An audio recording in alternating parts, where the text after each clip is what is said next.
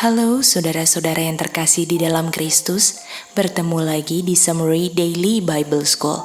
Dan kali ini kita akan membahas tentang berjalan di dalam roh. Kita ketahui bahwa di Roma 8 ayat 3, Tuhan Yesus datang dalam keadaan manusia, yaitu dalam keadaan sinful flesh.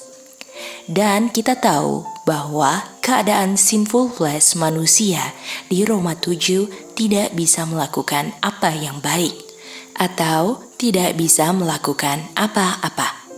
Kalau Tuhan Yesus datang untuk menyelamatkan manusia, artinya harus ada perbedaan antara sinful flesh yang saya miliki dengan yang Tuhan Yesus miliki, atau antara sinful flesh saya dan Tuhan Yesus ada perbedaannya.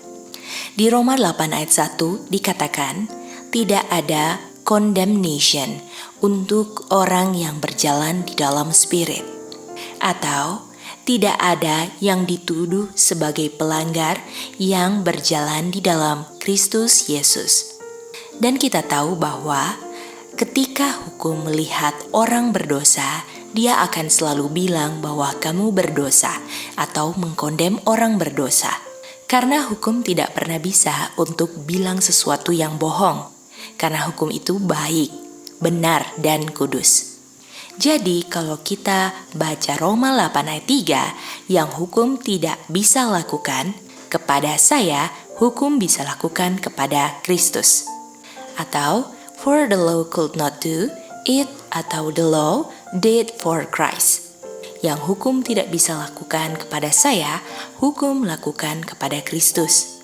Jadi, kalau hukum dapat melakukan A, manusia tidak pernah benefit akan A yang dilakukan oleh hukum. Jadi, hukum bisa bilang sesuatu yang dia tidak bisa bilang kepada manusia, dan dia bisa bilangnya itu kepada Tuhan Yesus. Kenapa demikian? Karena ada sesuatu yang istimewa yang tidak berlaku bagi yang lain. Nah, pertanyaannya, di mana Tuhan Yesus tidak ada bedanya dengan manusia? Yaitu waktu lahir, yaitu kecenderungan yang diwariskan, bukan kecenderungan yang didevelop atau yang dikembangkan atau yang diacquire. Jadi saat lahir sama semuanya Tuhan Yesus dan manusia, tapi setelah saat lahir sudah berbeda semuanya. Artinya waktu Yesus dan manusia lahir sama, tetapi di saat detik setelah lahirnya mulai terjadi perpisahan. Dan perpisahan itulah yang menyebabkan yang hukum bisa bilang ke Tuhan Yesus, hukum tidak bisa bilang kepada manusia.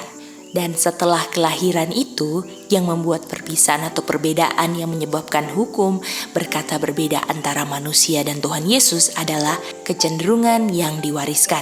Jadi, waktu manusia lahir, dia punya kecenderungan yang diwariskan, dan setelah lahir, dia membangun atau mendevelop kecenderungan yang dikembangkan. Waktu setelah Tuhan Yesus lahir, apa yang membuat Yesus sebagai sinful flesh tidak memiliki kecenderungan yang dikembangkan atau acquired propensity atau tendency? Waktu Tuhan Yesus menjadi manusia sinful flesh, Bapa memberikan rohnya tanpa batas, sehingga Yesus memiliki roh tanpa batas. Makanya jawabannya Roma 8 ayat 1, there is now no condemnation. Kalau sekarang gak ada condemnation, artinya tadi dikondem. Artinya perkataan ayat ini gak berlaku buat Tuhan Yesus karena Tuhan Yesus gak pernah dikondem. Mari kita baca Roma 8 ayat 1 untuk Tuhan Yesus. There is never condemnation toward Christ, who walk not after the flesh but after the spirit. Atau dalam bahasa Indonesianya, tidak pernah ada tuduhan terhadap Kristus yang tidak berjalan berdasarkan dagingnya, tetapi berdasarkan roh. Jadi, kalau saya tidak ada rohnya Bapa, saya akan berjalan berdasarkan flesh.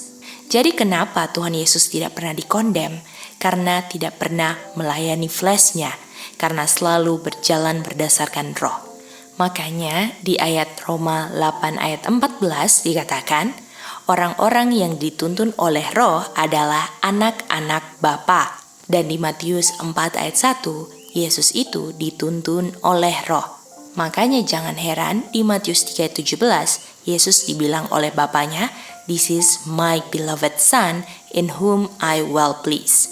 Dan di Hebrews 11 ayat 6 dikatakan, tanpa iman mustahil untuk please God atau berkenan kepada Bapa. Artinya kalau Tuhan Yesus please God, artinya Tuhan Yesus beriman. Di Roma 14 ayat 23, apapun yang tidak berdasarkan iman adalah dosa. Kalau Tuhan Yesus ada iman, artinya Tuhan Yesus tidak berdosa.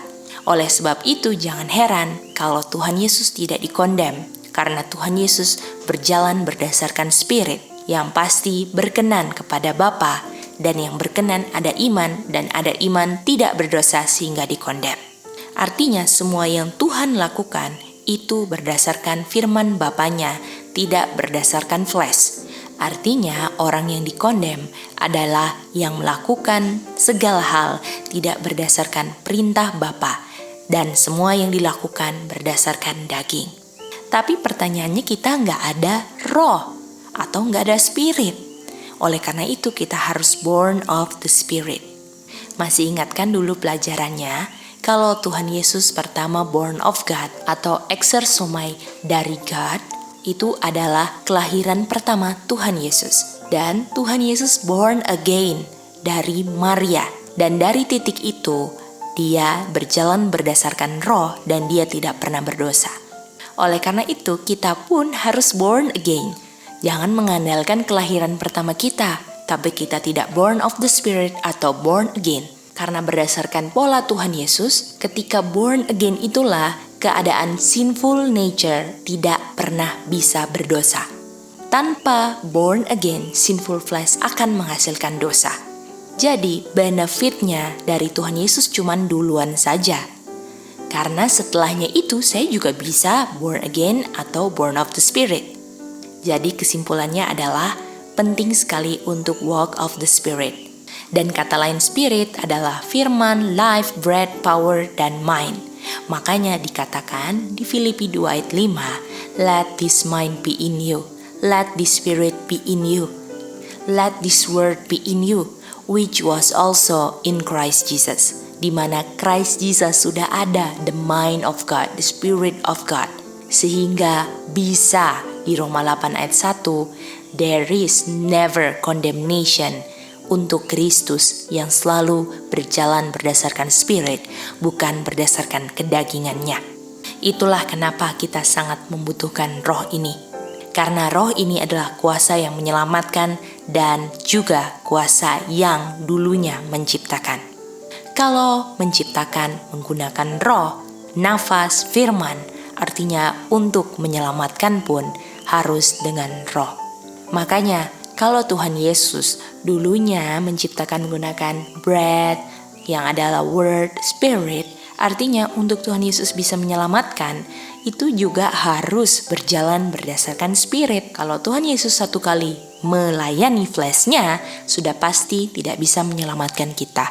Dan orang yang diselamatkan pun harus berjalan berdasarkan spirit. Semangat untuk kita berjalan berdasarkan roh, berdasarkan firman yang kita pelajari, yang kita mengerti, bukan berdasarkan kedagingan kita, bukan berdasarkan limbic system kita, tapi semua kita gunakan frontal lobe kita untuk kita reason apa yang benar, apa yang berkenan, apa yang menyenangkan Tuhan. Terima kasih saudara-saudara sudah mendengarkan Summary Daily Bible School kali ini. Sampai bertemu di summary berikutnya.